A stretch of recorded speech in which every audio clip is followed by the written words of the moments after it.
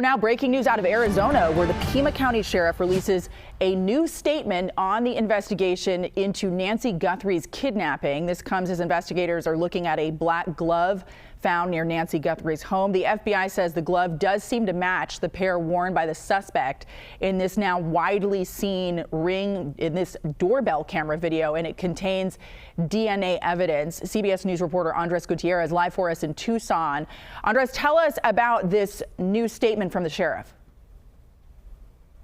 Well, Sarah, just moments before we came on the air, the Pima County Sheriff says that the Guthrie family has been ruled out as possible suspects in this case and shared a statement, and I'll read it to you. Quote, "To be clear, the Guthrie family, to include all siblings and spouses, has been cleared as possible suspects in this case. The family has been nothing but cooperative and gracious and are victims in this case. To suggest otherwise is not only wrong, it's cruel. The Guthrie family are victims, plain and simple. Please, I'm begging you, the media, to honor your profession and report with some sense of compassion and professionalism, which is what we here at CBS News have been striving to do." All of this comes as investigators are using forensics to close in on a suspect. The FBI says that investigators recovered 16 gloves from the neighborhood where Nancy Guthrie lives. One of them matches the one that is seen on that doorbell camera video that you mentioned. We're told that investigators have developed a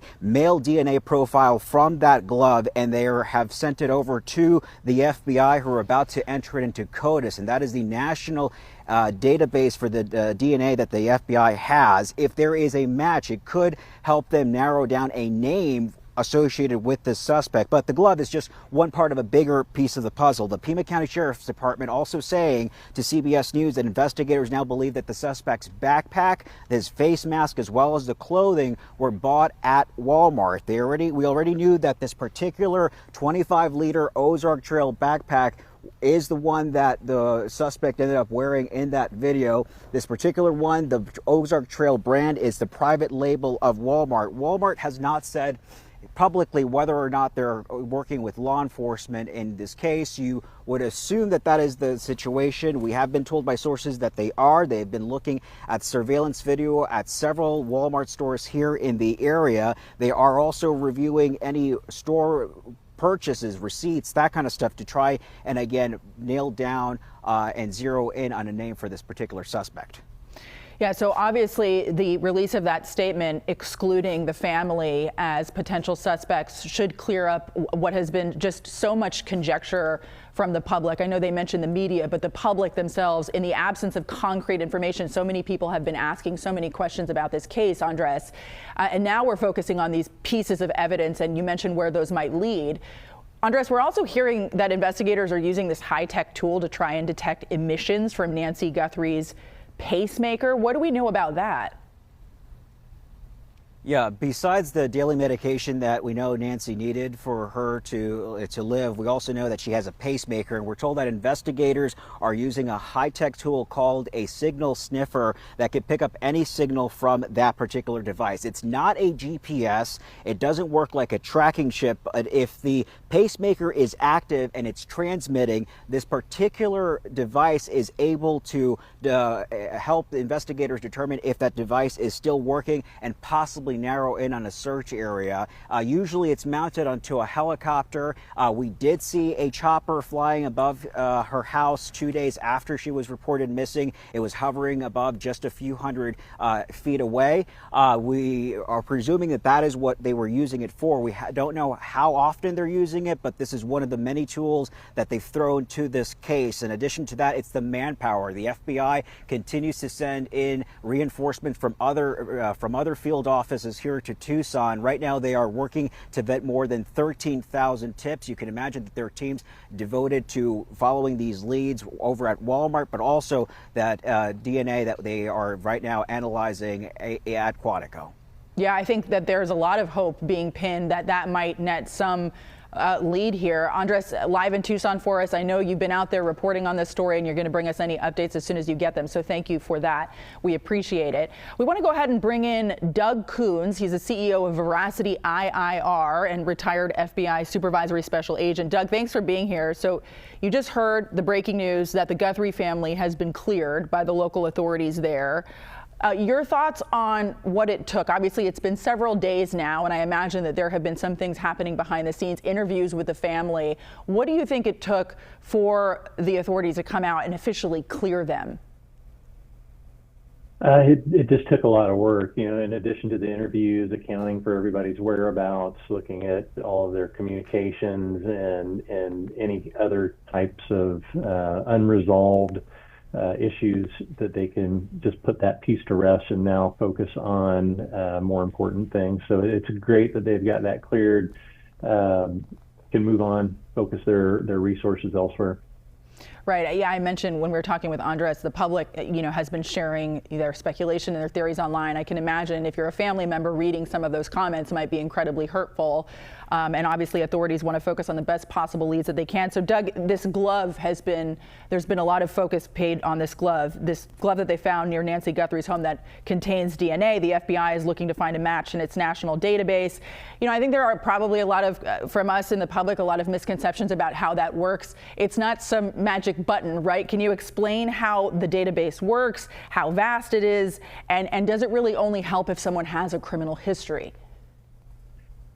Yes, that's all true. It can help. It's only good if you have somebody to match it to. So they found this glove. I still think it's not been totally resolved if that is in fact the glove.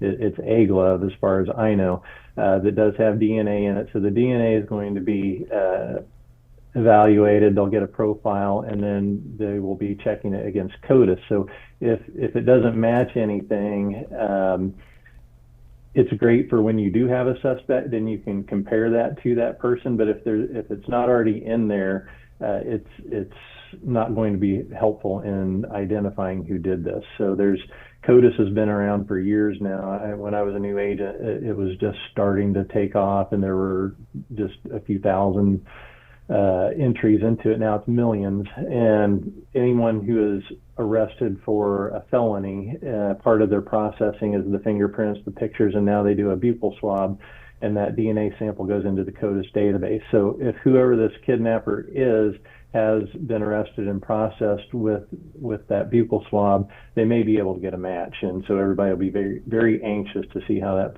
turns out. That's one piece of this. Some of the members of the public and the media have been asking about the ability to tap into databases used by private companies, like for ancestry tracking and those sorts of things. Is that an option? Is that something that they can rely on? It can be. I think one that we've seen in recent history was the Golden State Killer, where they had a DNA sample, but it didn't match anything. So they went to it wasn't like one of the major ones like 23andMe or some of the ones we've all heard about. It was a more obscure one, and they tested it, and they said, okay, there's this very strong chance that whoever did this is from this family. So investigators go and interview members of that family, and they were like, oh, that sounds like it might be, whoever. They would have to get some sort of a court order. As far as I know, the major DNA databases where you send in your sample for, genetics and medical reasons, they don't just share that with law enforcement without some sort of court order. Mm-hmm. And let me ask you about this other clue now, because obviously the leads here are limited, at least what we know publicly right now. The other one is this backpack that you heard our reporter Andres talking about that was apparently only sold by Walmart. Now, there are a lot of Walmarts in the country, of course. There are fewer Walmarts in this general area. If you were the FBI, what do you do with that information? How do you approach Walmart, and what are you asking them for? So Walmart has their own internal team of investigators, usually retired law enforcement, very, very good, very skilled, and they will work with the FBI on trying to figure these things out. So if somebody went to any Walmart, again, most likely you're going to start at least with the Tucson area Walmarts, and if they bought these same items, the backpack, the coat, the gloves, the ski mask, they most likely are going to be able to put that all together and use it for leads. If they used a credit card, who paid for them. If they used cash, looking at security video, looking at where did they go, what car did they get in, can we get a license plate from that? So it's very possible that they're going to put this all together. But as you can imagine, Walmart does a lot of business, and it's going to take time to sift through that and put those dots together. Right, that's a good point. Even if they know the exact store on a given day, there are potentially hundreds of transactions. That's a great point. Doug Kouns, thank you so much for your help. We appreciate it.